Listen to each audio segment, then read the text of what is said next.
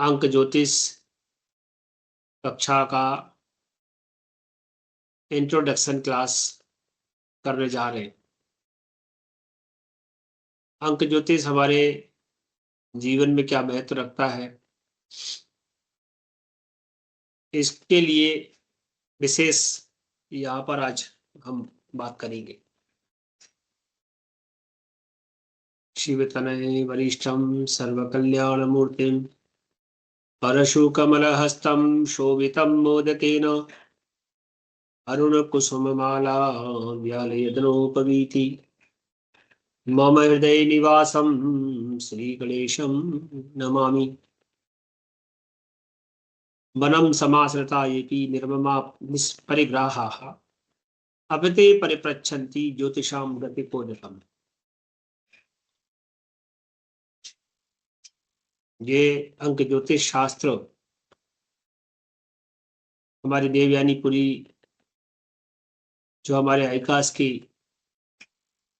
Gwalior chapter की छात्रा रही हैं और वर्तमान में फैकल्टी के रूप में एस्ट्रोलॉजी, एस्ट्रोनॉमी, दशागोचर, प्रश्नशास्त्र सभी विषयों पर शिक्षण दे रही हैं और अंक ज्योतिष में भी उनका अच्छा ज्ञान है। तो आपको आने वाले समय में वो अंक ज्योतिष की अपनी तरफ से पूर्ण जो भी उनके पास है देने का प्रयास करेंगे। कुछ प्रस्तावना के रूप में मैं आपसे वाक्य कहूंगा। हम योग की ज्योतिष की तरफ क्यों जा रहे हैं? मैंने अभी पहले भी कहा था ब्रह्म सत्यम, ब्रह्म एक है, एको हम, वह एक ही है, लेकिन फिर भी तू एक ही है, तेरे रूप अनेक। तो जब सभी कुछ छोड़ने के बाद संसार में धर्म अर्थ काम मोक्ष हमारे 4 आश्रम होते हैं, चारों आश्रमों को छोड़ करके लास्ट में व्यक्ति कहाँ जाता है? वनम समाश्रय, वनम समाश्रता येपि, वन का आश्रय ले लेते हैं, राग द्वेष शून्य हो जाते हैं, निष्परिग्रह हो जाते हैं।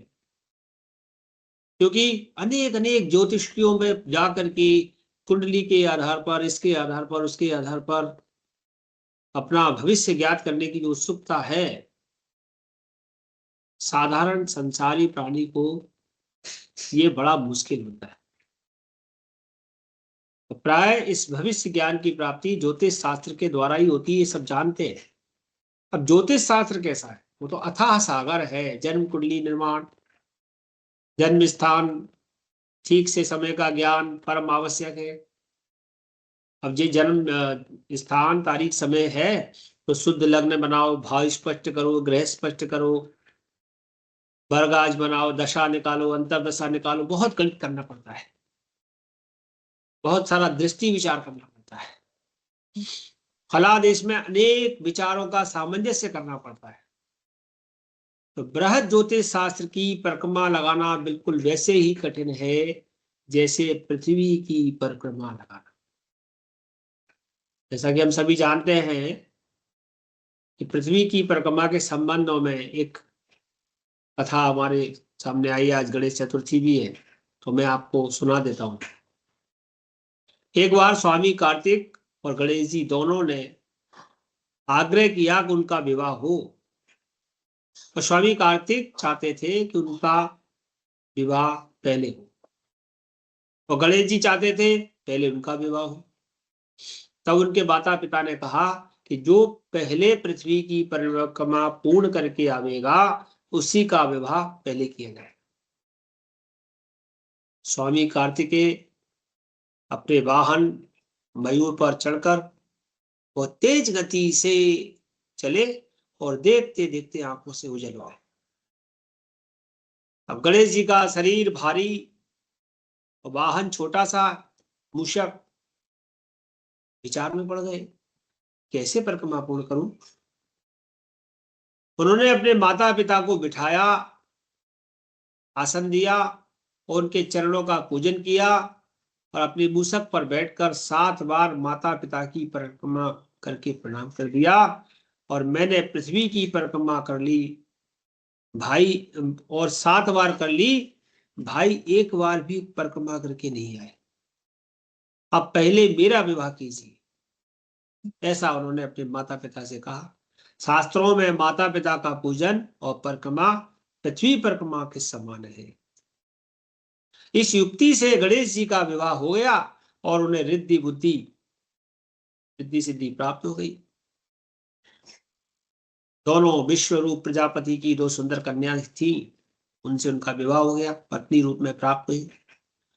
तो यहाँ केवल कहने का तात्पर्य इतना ही है कि जो सज्जन ज्योतिष शास्त्र की बृहद परिक्रमा करने में अक्षम है, वह गणेश जी के उपयुक्त उदाहरण को लेकर केवल अंक विद्या का अभ्यास करे, तो थोड़े से परिश्रम में केवल अंक ज्योतिष के माध्यम से जन्म तारीख, नाम और संख्या के आधार पर किए गए प्रश्न, भविष्य के उससे भविष्य के कुछ शुभ अशुभ जान सकते हैं, और फिर अंक विद्या की मूल रहस्य की ओर भी जा सकते हैं।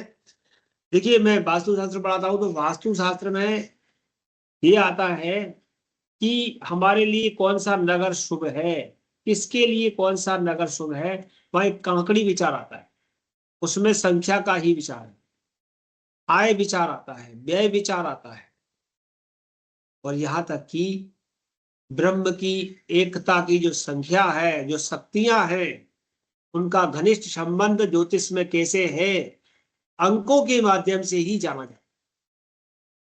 कभी कभी आप लोग सोचेंगे और सोचते होंगे कि ऐसा क्यों है कि सब जगह 9 नंबर की प्रधानता है। अगर आप माला की संख्या देखें, माला में मोती जो होते हैं 108 होते हैं। अगर उसके अर्धावली आधे करें तो वो 54 होते हैं, 108 करेंगे तो 9 हो जाएंगे, 54 होंगे तो वो 9 हो जाएंगे। नरपति जयचर्या एक पुस्तक है संस्कृत में ज्योतिष की, उसमें जन्म संख्या, जन्म तारीख का संबंध बड़े विस्तार से दिया है। सोचिए, गीता में 18 अध्याय ही क्यों है, पुराण हमारे 18 ही क्यों है, महाभारत में पर्व 18 ही क्यों है, रामायण का 9 दिन का ही पारायण क्यों होता है, भागवत सप्ताह 7 दिन की क्यों होती है, गायत्री में 24 अक्षर क्यों। ये कहीं ना कहीं अंक विद्या की एक ऐसा रहस्य है, जब आप अंक विद्या को जानेंगे तो आपको पता चलेगा कि इनका संबंध हमारे जीवन में बहुत गहरा है। 13 की संख्या शुभ और अशुभ क्यों होती है, अमेरिका में 13 की संख्या का क्या एक विशेष रहस्य है अमेरिका के लिए, जिसको कीरो ने बड़े उदाहरणों से बताया भी हुआ है। और 14 संख्या का जो संबंध ऐसी कौन सी ऐतिहासिक घटनाओं से या परंपराओं से है, वो 14 संख्या का महत्व क्या है, 13 और 14 के बीच में जो हमें एक देखने को मिलता है वो क्या है। ऐसे बहुत सारे रहस्य हैं जो आपके सामने आएंगे।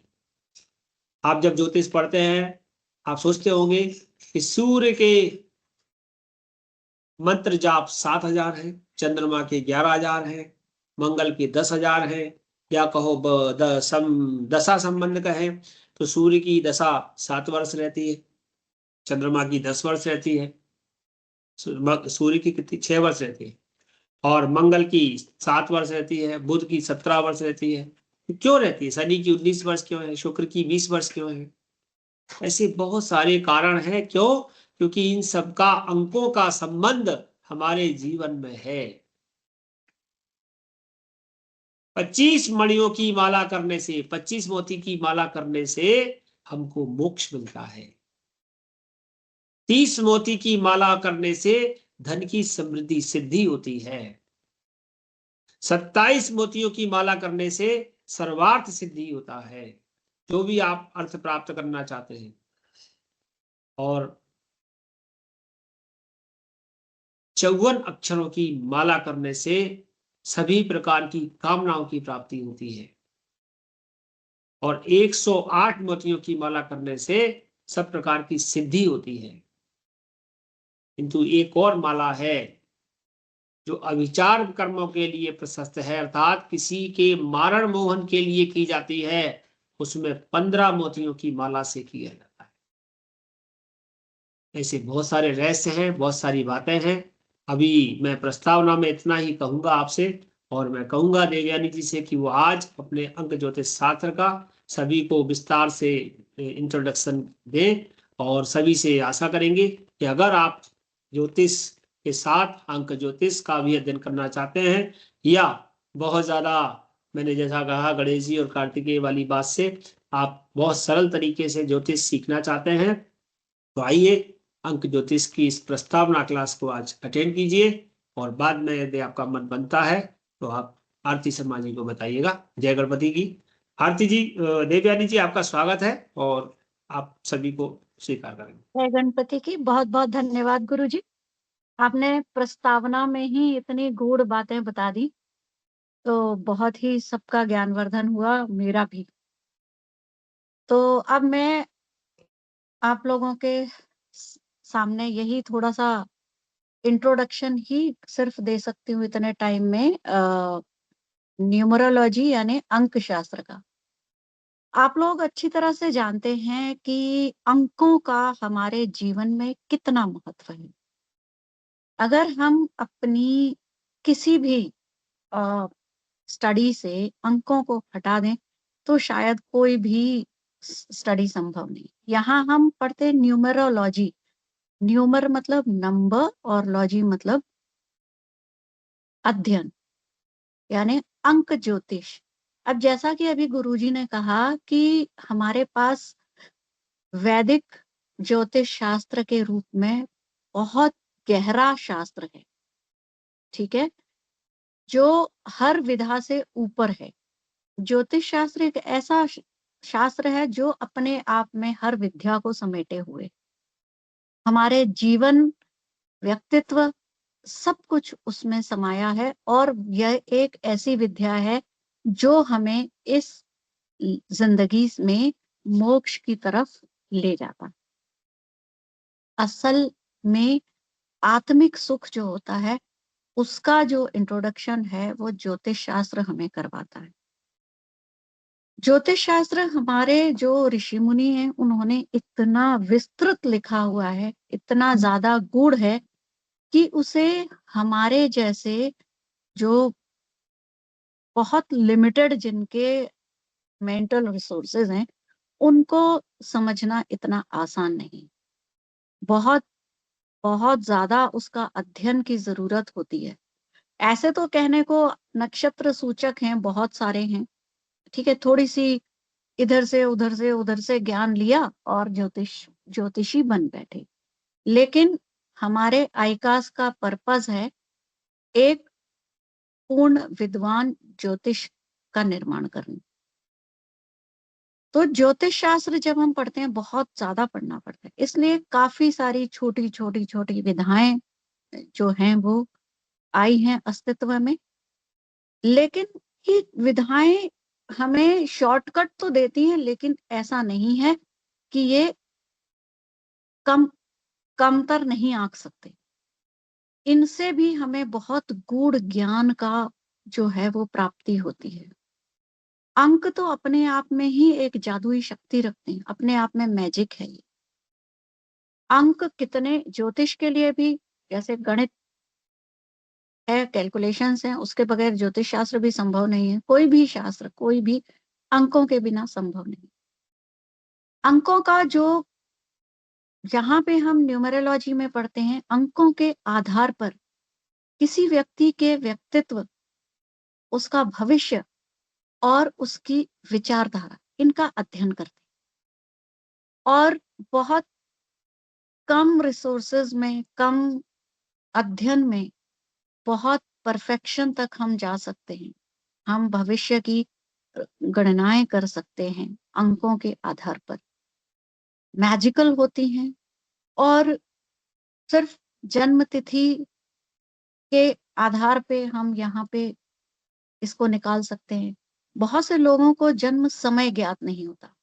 जब हम ज्योतिष शास्त्र का अध्ययन करते हैं, बर्थ चार्ट बनाते हैं, तो जन्म समय जरूरी हो जाता है।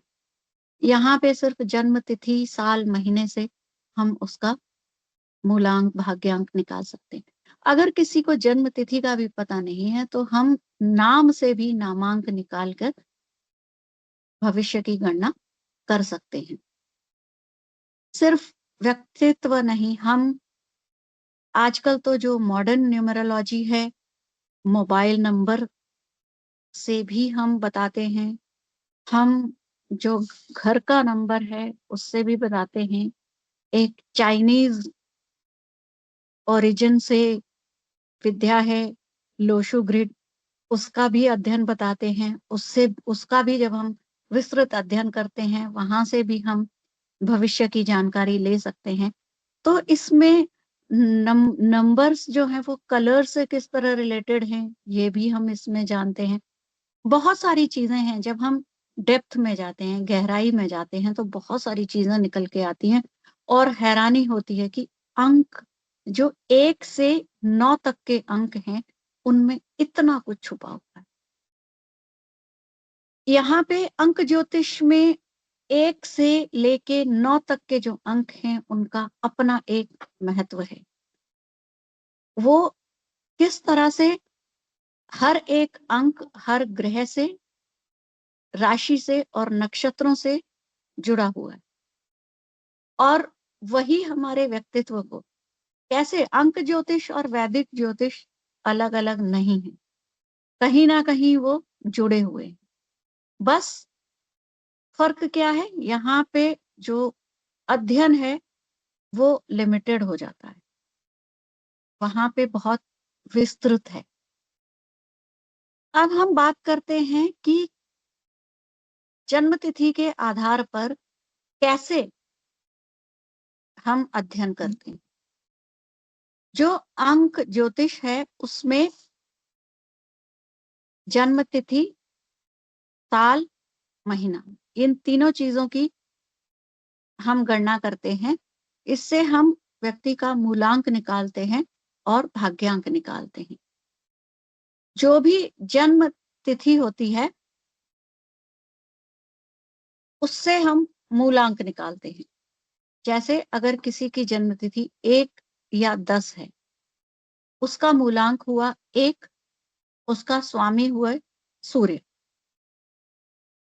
अगर किसी की जन्म तिथि 2, 20 या 11 है, तो उनका मूलांक हुआ 2, उनके स्वामी हुए चंद्र।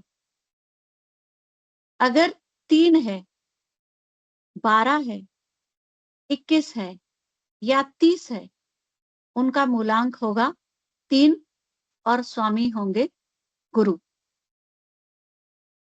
अगर जन्म तिथि 4, 13 या 22 है, तो मूलांक होगा 4 और स्वामी होंगे राहु। अगर जन्म तिथि 5, 14, 23 है, तो मूलांक होगा 5। कैसे मूलांक 5 होगा?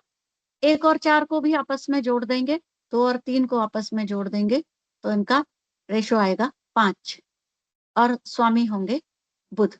न्यूमरोलॉजी में 5 का जो अंक है उसका बहुत महत्व है। बाद में जब मैं क्लास में पढ़ाऊंगी तो विस्तृत चर्चा होगी कि एक जो मूलांक है उसके जो जिनका मूलांक 1 है, कैसा उनका व्यक्तित्व होता है, किस तरह की उनकी भविष्य होगा, क्योंकि सूर्य उनका प्रतिनिधि करते हैं, तो सूर्य का उनमें प्रभाव बिल्कुल एपरेंट दिखाई देता है। अगर किसी की जन्म तिथि 6, 15 या 24 है, 15 और 24 का भी मूल जो है वो 6 होगा और स्वामी होंगे शुक्र। अगर जन्म तिथि है 7, 16, 25, मूलांक होगा 7, स्वामी होंगे केतु। यदि 8, 17 और 26 है, तो मूलांक होगा शनि, मूलांक होगा 8, स्वामी होंगे शनि। यदि 9, 18 और 27 है तो मूलांक होंगे 9 और इसके स्वामी होंगे मंगल। ये हम 1 से 9 तक के मूलांक निकाल सकते हैं जिसकी भी जन्म तिथि 1 से 31 तक होगी। अगर सिंगल नंबर है तो वही मूलांक होगा, 2 नंबर हैं तो उनको जोड़ के जो भी उनका मूल आएगा वो उनका मूलांक होगा और 1 से 9 तक के स्वामी होंगे। अब दूसरा नंबर क्या होगा? भाग्यांक। न्यूमरोलॉजी की विधा में इनको ड्राइवर और कंडक्टर भी कहा जाता है। जो मूलांक है वो ड्राइवर है और जो भाग्यांक है उसको कंडक्टर भी कहा जाता है। अब भाग्यांक कैसे निकालते हैं? जन्म तिथि, महीना और साल। मान लीजिए किसी की जन्म तिथि है 22 फरवरी 1992, तो हम इसको विस्तृत लिखेंगे 22 प्लस 02 प्लस 1992। अब इसका सम कर देंगे जिसका टोटल आएगा 27 और 27 को टोटल करेंगे तो 9। तो इस तरह से भाग्यांक आ जाएगा 9। अब अगर मान लीजिए जन्म तिथि नहीं पता तो जैसे कि हम अपने ज्योतिष शास्त्र में यदि किसी के पास जन्म तिथि जन्म समय नहीं है तो हम उसको प्रश्न शास्त्र से देखते हैं। प्रश्न शास्त्र से कुंडली बनाकर उसको हम उसके भविष्य की जानकारी ले लेते हैं। तो यहाँ भी अगर किसी को जन्म तिथि नहीं पता है तो फिर हम क्या उसको भविष्य जानने की क्यूरियोसिटी, उत्सुकता नहीं होगी? बिल्कुल होगी और हम उसको भी बताएंगे। तो नाम तो सभी का होता ही है, तो हम उसके नाम के अक्षरों को जोड़कर हम उसका एक नामांक निकाल लेंगे। हमारे पास यहाँ हम न्यूमरोलॉजी में इंग्लिश के अल्फाबेट्स ही लेते हैं। 1 से लेके Z तक के जो भी अल्फाबेट्स हैं उनको अलग अलग नंबर अलॉटेड हैं। इस तरह से हम नाम लिखेंगे। मान लीजिए किसी का नाम है प्रणव, तो हम देखेंगे पी को नंबर अलॉट है 16, 16 का टोटल हुआ 8। आर को नंबर अलॉट है 18, 18 का टोटल हुआ 9। ए को नंबर अलॉट है 1, एन का 14 मतलब 5, ए फिर से 1 आया, वी को 22 मतलब 4। तो इस तरह से जब हम इस सारे नंबर्स का टोटल करते हैं तो इसका टोटल आता है 9 और 9 नंबर हमारा मंगल इसके प्रतिनिधित्व करते हैं, मंगल देव। अब हम उस जो भी प्रणव नाम का पर्सन है उसको बता सकते हैं कि आप मंगल प्रधान हैं। उसमें हम क्वालिटीज देख सकते हैं मंगल की, साहसी होंगे, महत्वाकांक्षी होंगे, एनर्जेटिक होंगे। हम इससे उनको प्रोफेशंस भी बता सकते हैं कि आप किस प्रोफेशन में अगर आप जाएंगे तो जहां सक्सेस आपको मिल सकती है। मंगल से रिलेटेड प्रोफेशंस बता सकते हैं, डिफेंस में जा सकते हैं, पुलिस में जा सकते हैं, स्पोर्ट्स में जा सकते हैं। और जो भी बहुत ज्यादा एनर्जी की जिसमें मैकेनिकल उसमें जा सकते हैं, मेडिकल में, सर्जरी में जा सकते हैं। एनर्जी की जहां जरूरत है उस प्रोफेशन में वो पर्सन सक्सेस ले सकता है। एक बात और है कि अंक शास्त्र में कोई भी अंक शुभ या अशुभ नहीं माना जाता है। हर अंक की अपनी एक इंपॉर्टेंस होती है, अपना अलग महत्व होता है। चाहे वो 13 है या वो 7 है या वो 9 है या 5 है, कुछ अंक स्पेशल इसलिए होते हैं, जैसे 9 नंबर का अंक है, मंगल प्रतिनिधित्व करते हैं इसलिए स्पेशल अंक माना जाता है। 5 नंबर है, बुध का प्रतिनिधित्व है, और हमारी लग्जूरियस लाइफ से 6 नंबर है, लग्जरी और मेटरलिस्टिक लाइफ से रिलेटेड है, शुक्र है। तो इन अंकों को कुछ ज्यादा इंपॉर्टेंस दी जाती है।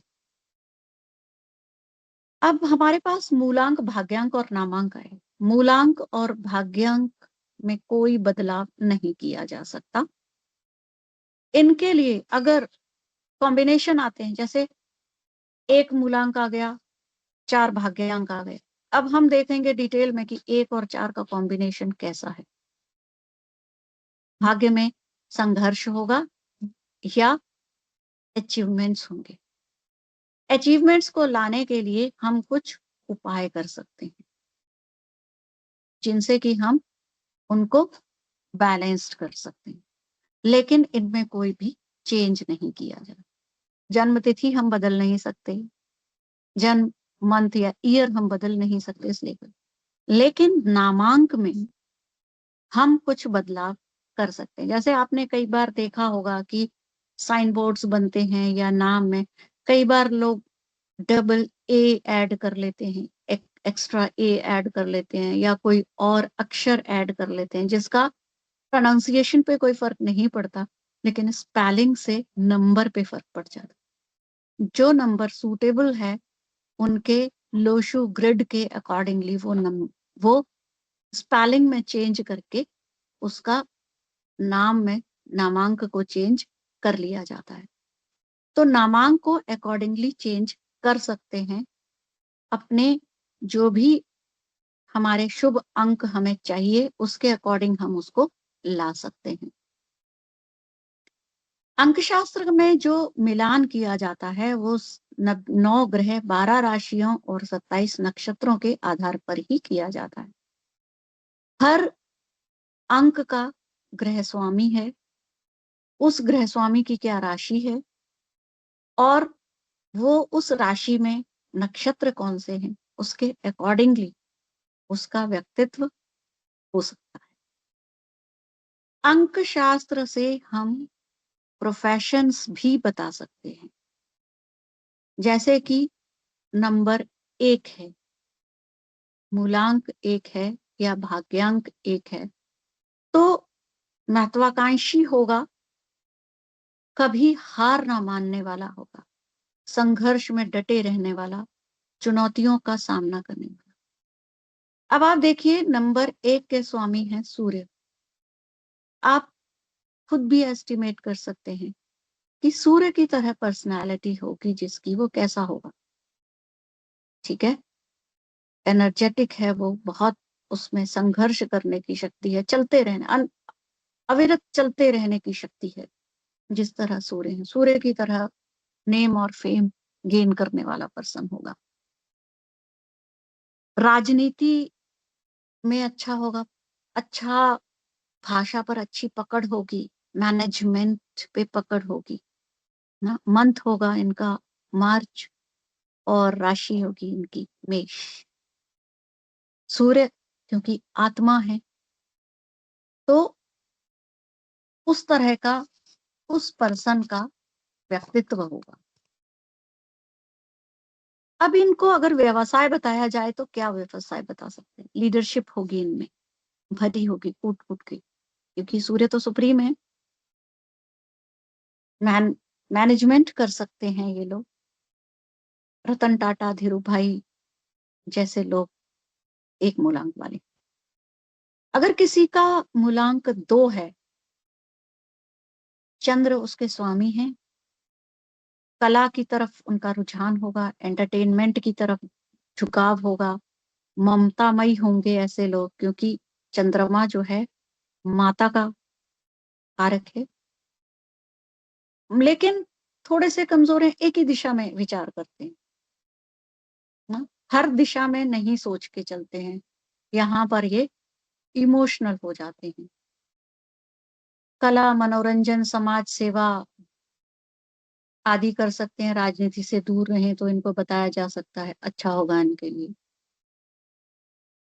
तीसरा अगर हम देखें तो गुरु इनके स्वामी हैं, 3 मूलांक वालों के। नेतृत्व क्षमता इनमें होती है, आध्यात्म से भरपूर होते हैं, उच्च पद लेते हैं, रचनात्मकता होती है इनमें, टीचिंग प्रीचिंग जैसे प्रोफेशंस बहुत अच्छी तरह से ये हैंडल कर सकते हैं। इनको एक सलाह दी जाती है कि एक छोटे संस्थानों से ना जुड़ें, बड़े संस्थानों में बहुत अचीवमेंट करते हैं। राशि कर्क होती है। कर्क राशि 2 मूलांक की होती है, 3 की गुरु की राशि होती है।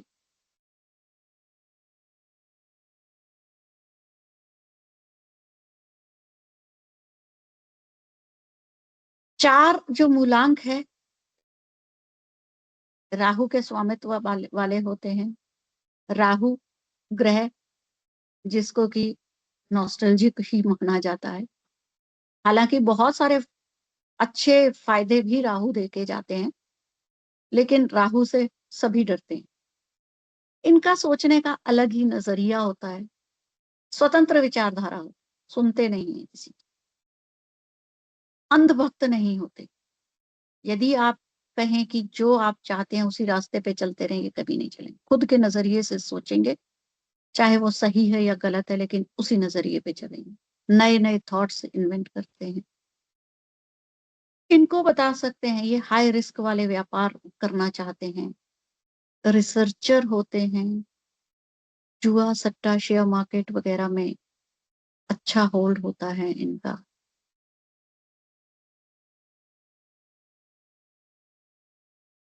पांच मूलांक वाले होते हैं, जल्दी मित्रता कर लेते हैं, कम्युनिकेशन स्किल्स बहुत अच्छे होते हैं, मैनिपुलेट कर लेते हैं, अपनी बातों में उलझा लेते हैं और अपना काम निकलवाना जानते हैं, एंटरटेनमेंट चाहते हैं, फाइनेंस से रिलेटेड काम कर सकते हैं, बिजनेस स्किल्स इनमें बहुत अच्छे होते हैं, काउंसलर्स होते हैं ये, स्टॉक मार्केट में अच्छा काम करते हैं, कोचिंग आदि में परफेक्ट होते हैं। 6 मूलांक वाले होते हैं, हेल्दी होते हैं, सुंदर शरीर होता है, आकर्षक होते हैं, फेमस होते हैं, कला गायन आर्ट इनमें इनका रुझान होता है, लग्जरी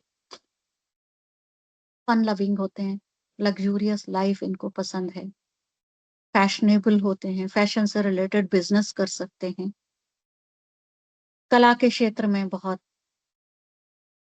ऊंचाइयों तक जा सकते हैं। जो नंबर 7 वाले होते हैं स्पिरिचुअल होते हैं, आध्यात्म की तरफ झुकाव होता है, ऑकल्ट साइंस पढ़ते हैं। अक्सर देखा गया है जो 7 मूलांक का प्रतिनिधि होते हैं वो ऑकल्ट साइंस में जरूर इंटरेस्ट रखते हैं। काउंसलर्स हो सकते हैं क्योंकि आध्यात्मिक होते हैं, ट्रैवल एजेंट होते हैं, इनको घूमना और एक्सप्लोर करना चीजों को बहुत पसंद होता है, उच्च शिक्षा लेते हैं, ट्रैवल बिजनेस ऑकल्ट साइंस गुरु आदि में परफेक्ट होते हैं।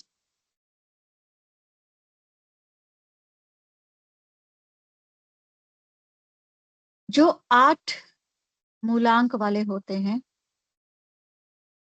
मेटलिस्टिक लाइफ भी पसंद करते हैं और इनडिसिसिव होते हैं, लेकिन लाइफ में डिसिप्लिन्ड होते हैं, हार्ड वर्कर होते हैं, कितना भी काम करवा लो लेकिन डिसीजन मेकिंग थोड़ी कम होती है, तो इनको तो सलाह दी जाती है कि ये किसी की गाइडेंस में काम करें तो सक्सेसफुल होते हैं।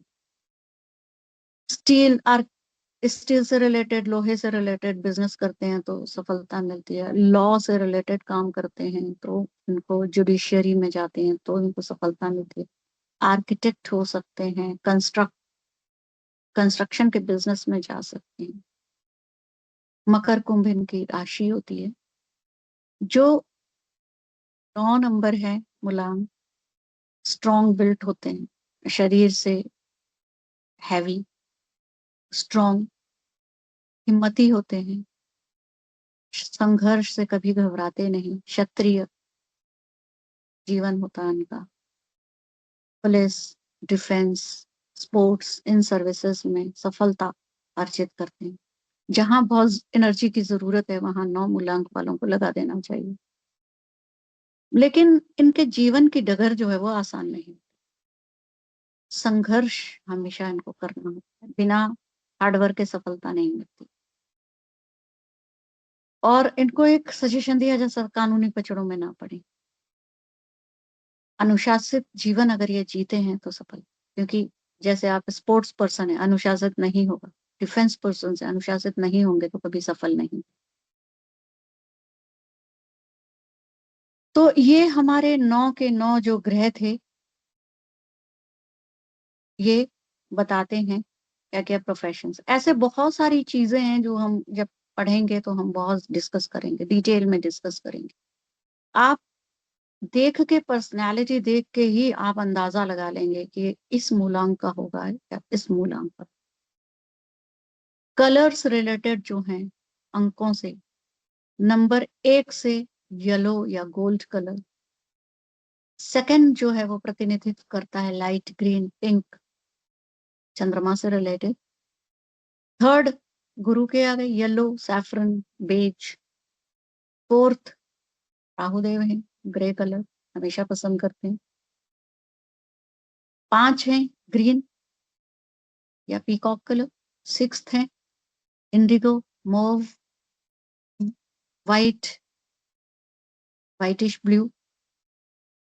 7 है स्मोकी या ब्राउन, ब्लैकिश। 8 है ऑफ वाइट, ऑलिव, ब्लैक। 9 है मोव, पर्पल, रेड। ये कलर्स इन नंबरों का प्रतिनिधित्व करते हैं। और एक और इसमें अंक शास्त्र में विधा है जिसको लोशु ग्रिड, आपने भी बहुत नाम सुना होगा लोशु ग्रिड का। इससे भी भविष्य की गणना की जाती है। इसका ओरिजिन चाइना में हुआ। इसमें मैजिक स्क्वायर्स बनाए जाते हैं 3x3 के, ठीक है, 3 इधर 3 इधर। और सभी जो 3 खाने होते हैं उनका सबका जो सम आता है वो 15 आता है। हम अपने डेट ऑफ बर्थ से लोशु ग्रिड में जो हमारे पास हमारे नंबर आते हैं वो हम एक एक स्क्वायर में रखते जाते हैं। और इसमें देखा जाता है कौन सा नंबर मिसिंग है हमारी डेट ऑफ बर्थ में लोशु ग्रिड से, और कौन सा नंबर रिपीटेड है। मिसिंग और रिपीटेड नंबर से ही हम प्रेडिक्शन करते हैं एक पर्सन के बारे में, उसकी लाइफ के बारे में। ये मिसिंग और रिपीटेड नंबर, कोई कोई स्क्वायर ऐसा आता है जिसमें 4 बार नंबर रिपीट हो जाता है, उसकी एनर्जी कैसी होगी, उसमें क्या लैकिंग होगा और क्या एक्सेस होगा। कई बार बहुत एक्सेस जो एनर्जी होती है वो भी घातक हो जाती है। तो ये कौन सा कॉम्बिनेशन बनता है, ठीक है, ऑब्लिक स्क्वायर्स में, सीधे स्क्वायर्स में, बहुत डिटेल में जब हम इनकी स्टडी करते हैं तो एक पूरा का पूरा हमारे पास प्रेडिक्शन निकल के आती है। बहुत इंटरेस्टिंग होता है और बहुत ही मजेदार होता है इसको पढ़ना। तो ये अंक शास्त्र का छोटा सा एक हमने प्रस्तावना जो है वो देखी। बहुत इंटरेस्टिंग होता है अंक शास्त्र। 1 से 9 जो नंबर हैं खुद अपनी जो है वो अपना महत्व है वो निकल के सामने आके हमें बताते हैं। मैं 1 हूँ, मैं ऐसा हूँ, मैं 2 हूँ, मैं ऐसा हूँ। तो पढ़ के देखिए, बहुत इंटरेस्टिंग है, बहुत जल्दी आने वाली विधा है। बिना मेहनत के प्रेडिक्शन करना अगर आप चाहते हैं तो अंक शास्त्र पढ़िए, यही मैं आपसे कहना चाहूंगी। एडमिशन्स लीजिए, आरती शर्मा मैम को कांटेक्ट कर सकते हैं एडमिशन्स के लिए। बहुत बहुत धन्यवाद आप सभी का, आपने इतने ध्यान से इसके बारे में सुना और मुझे आशा ही नहीं विश्वास है आप सभी को बहुत पसंद आया होगा और आगे पढ़ेंगे तो बहुत ही पसंद आएगा, बहुत अच्छा लगेगा आप। तो इसके साथ ही मैं आप लोगों से विदा लेती हूँ। जय गणपति की। और आप लोग अगर इंटरेस्टेड हैं तो आरती शर्मा मैम से, गुरुजी से भी कांटेक्ट कर सकते हैं और मुझे भी कांटेक्ट कर सकते हैं। धन्यवाद।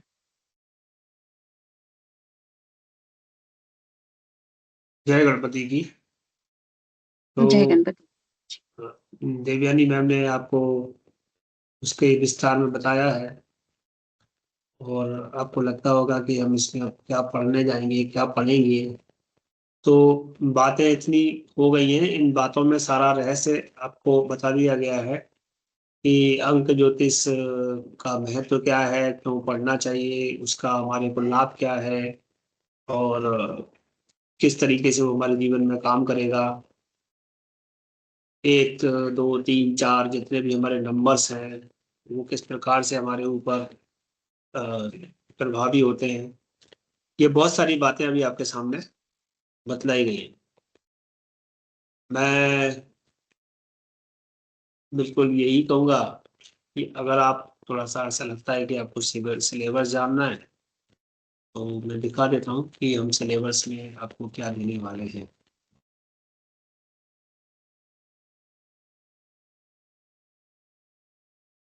जय गणपति की ये गुरुजी।